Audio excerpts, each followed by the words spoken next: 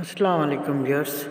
আজকে চলেন আপনাদের দেখাবো ফোর্সের নিচে একটা রাউন্ড ঢালাই করা হয়। তো এটা অনেকজন দেখি স্টিলের অর্থাৎ অক্সবের যায় রাউন্ডটা বানায় নিয়ে আসে। তো আজকে আমরা কাঠ দিয়ে রাউন্ড বানাবো। তো আশা করি ধৈর্য ধরে যদি আপনারা দেখেন তাহলে খুব সহজেই কাঠ দিয়ে কীভাবে রাউন্ড বানাতে হয় আশা করি আপনারা বুঝতে পারবেন। তো অনেকজন অনেকভাবেই করে, আমার কাছে এইটাই সহজ মনে হয়েছে, কারণ সাইডে অনেক প্রকার থাকে। আর আমরা প্রথমে একটা নিচে রাউন্ড অনুযায়ী আমরা দাগ দিয়ে নেব। এরপরে আমরা এভাবে ছোটো তক্তা সাজাইয়া আমরা সুন্দর করে মেরে নেব। তো এটা দেখেন বাঁশও মারতে হয় না, এটা এভাবে বানালে দেখেন অনেক শক্তিশালী হবে।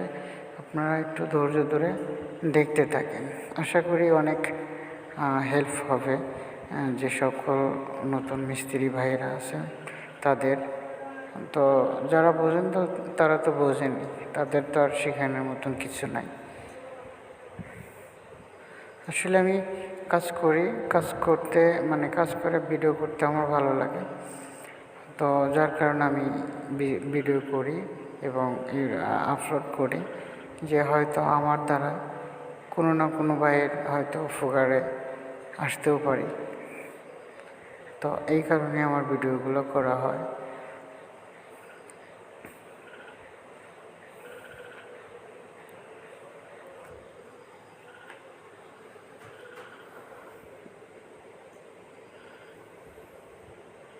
আসলে আমাদের এই ফোর্সের আমরা চাইছিলাম আর একটু উঁচা করবো, কিন্তু বাড়িওয়ালার কারণে ফোর্সটা নিচে উঁচা করা হয় না। তো তারপরেও কমপ্লিট হলে মোটামুটি সুন্দর লাগবে। আর আজকে আপনাদেরকে আমি দেখাবো এই রাউন্ডটা হওয়া পর্যন্ত, যে আসলে রাউন্ডের কাজটা কীভাবে করতে হয়।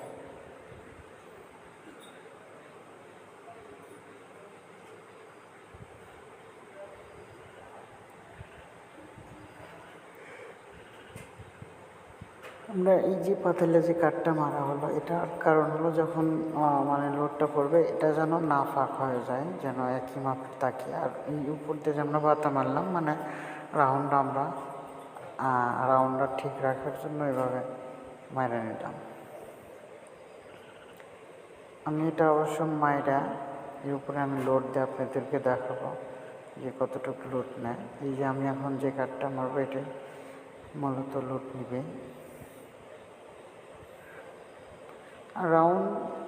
রাউন্ড এমনিতেই রাউন্ডের লোড কম হয়,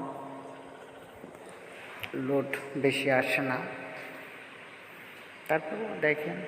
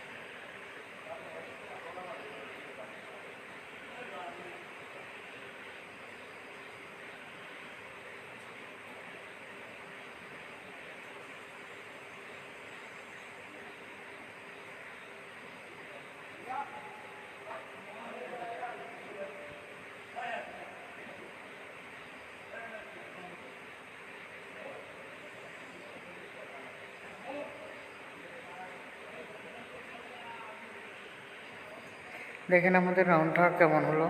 আমি দেখেন কত যাতা দিচ্ছি, কিছু হইতেছে না। তো আমাদের রাউন্ড মারা শেষ। তো দেখেন আমাদের এই অবস্থা। বাকি অংশ কাজটা ইনশাল্লাহ আমরা আগামী ভিডিওতে দেখাবো আপনাদেরকে। তো সবাই ভালো থাকবেন, আমার জন্য দোয়া করবেন, আমি যেন আপনাদের মাঝে ভালো ভালো ভিডিও দিতে পারি।